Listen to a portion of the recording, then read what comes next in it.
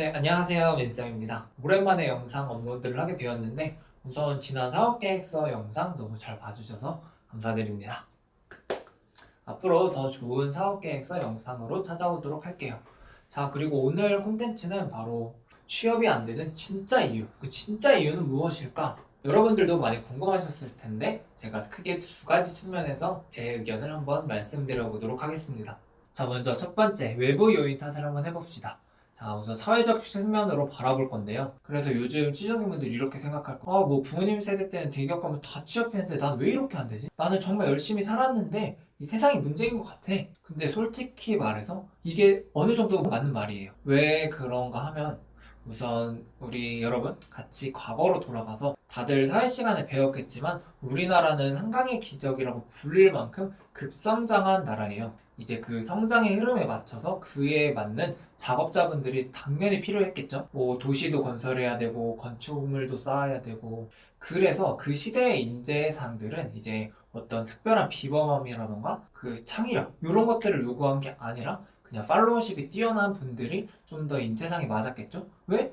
할 게 너무 많으니까 그걸 잘 따라줄 사람이 필요한 시대였으니까. 그래서 결론적으로 대학만 졸업하면 일자리들이 너무나도 많았어요. 그때 이 전쟁도 끝날 때고 막 발전하는 시대인데 그 시대에 맞는 인재상을 배출해낼 수 있는 교육 시스템이 자연스럽게 따라왔을 거고 그렇게 만들어진 교육 시스템은 바로 주입식 교육이라고 합니다. 근데 또 생각해보면 세상에서 가장 바뀌기 힘든 게 바로 뭔지 아세요? 바로 한 번 만들어진 시스템인데 이게 한 번 정해지면 손쉽게 바뀌지 않아요. 요 웹툰에서도 알 수 있다시피 역사상 가장 큰 잘못은 어떤 살인이나 이런 것들이 아니라 바로 그 시스템에 반하는 반역, 반란 이런 거를 역사상 가장 큰 잘못이라고 치부를 한다고 합니다. 자, 그만큼 한 번 정해진 교육 시스템은 손쉽게 바뀌지 않습니다. 자, 여기서 결론적으로 말씀드리면 7, 80년대 교육 시스템은 그 시대가 바라는 인재상과 정확히 일치했을 거예요. 하지만 우리가 받아온 교육 시스템은 7080 시대에 아직 머물러 있어요.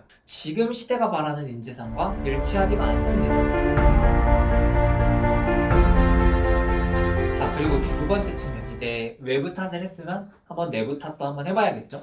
자, 그래서 개인적인 측면으로 바라보겠습니다. 자, 다시 요즘 시대로 돌아와 봐서 요즘 취업시장 어때요? 정말 너무 힘들죠? 자, 왜 그런가 하면 요즘 뭐 대기업뿐만 아니라 모든 기업에서 소위 단순 작업자가 아니라 어떤 상황을 파악하고 그에 따른 적절한 판단을 할 수 있는 소위 말하는 융합형 인재, 창의적 사고를 할 수 있는 그런 인재를 원하고 있어요. 현재의 교육 시스템 역시도 7080 세대와 크게 달라지지 않았고 그래서 시키는 대로 어쩌면 사회가 바라는 대로 살아온 우리들에게 사실 요즘 사회가 취업시장이 원하는 삶은 그게 아니었어 라고 말했을 때 받아들이기가 상당히 어려운 거죠. 그래서 그 사실을 인정하지 못한 채 소위 말하는 스펙이나 겉으로 보이는 되게 그럴싸한 것들에 집착을 하게 되면 이제 기업이 정말로 원하는 것과는 갈수록 멀어질 수밖에 없어요. 자, 그래서 제가 조금 더 이해하기 쉽게 요 골든서클 그래프를 보시면 요즘 기업이 원하는 인재는 바로 요 깊은 Y까지 볼 수 있는 인재여야 해요. 하지만 우리는 대부분 W밖에 표현할 수밖에 없어요. 무슨 말이냐 하면은 이제 기업 입장에서 어떤 스펙이나 뭐 최소한 자격증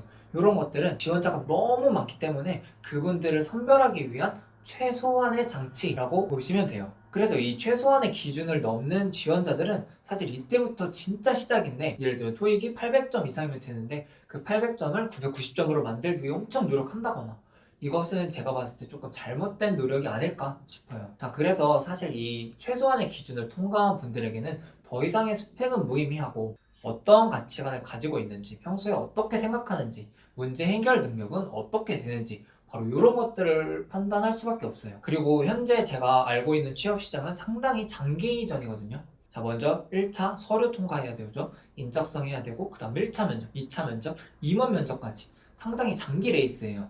근데 요즘 제게 찾아오는 멘티분들은 어떻게든 서류만 통과시켜줘. 그 다음에 알아서 할게. 뭐 이런 느낌으로 많이 찾아오시더라고요. 그래서 저는 우선 급하니까 어떻게든 서류부터 통과시켜 주지만 그 다음에는 그 다음 스텝에 대한 준비가 전혀 되어 있지 않는다는 거죠. 그래서 운이 좋게도 1차 서류를 통과한다 하더라도 이제 장기 레이스로 보고 온 다른 지원자들에 비해 상대적으로 불리한 위치에 있을 수밖에 없어요. 자, 여기까지가 이제 제가 바라본 우리의 개인적인 그런 이유였습니다. 그래서 결론. 그래서 도대체 어떻게 해야 되느냐? 사실 정답은 없겠지만 요즘 기업은 대부분 스페셜리스트를 원하고 있어요.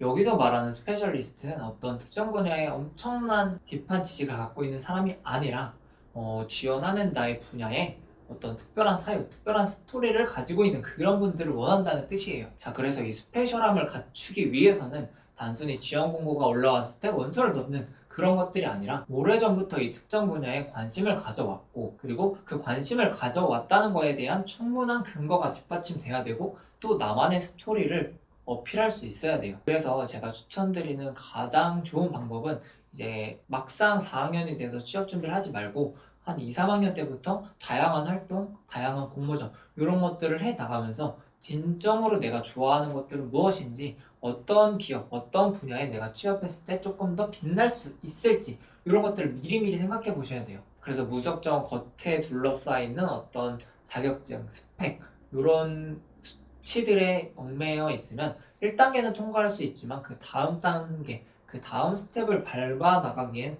다소 어려움을 겪으실 수밖에 없을 거예요. 그래서 여러분들이 얘기하는 모든 행동 하나하나에 의미가 담겨 있어야 되고 스토리가 잘 담겨 있어야 돼요. 만약 자격증을 땄다면 분야 사람들은 다 따니까 따는 것 말고, 나는 이런 분야에 관심이 있었는데 왜 관심을 갖게 되었고, 그래서 이러한 공부를 좀 더 집중적으로 했고, 그러다 보니까 자격증을 취득했고 관련 프로젝트를 진행했어, 뭐 이런 식으로 말이죠. 제 영상을 보신 분들께서는 토익이라던가 스펙 이런 것들에는 최소 기준만 넘기고 평소에 내가 어떤 가치관으로 삶을 바라보는지, 그리고 어떤 분야에 관심이 있는지 이런 부분들에 대해서 조금 더 깊이 연구하고 나와 잘 맞는 기업을 찾을 때 조금 더 취업이 수월해지지 않을까, 이렇게 기대를 해봅니다. 그래서 요즘 시국이라 취업이 더 어렵고 힘들겠지만 제 영상이 조금이라도 도움이 되셨길 바라면서 앞으로 넓은 시야를 가지고 세상을 바라볼 수 있는 그런 연습을 조금씩 해보길 기대합니다. 오늘도 영상 시청해주셔서 감사합니다.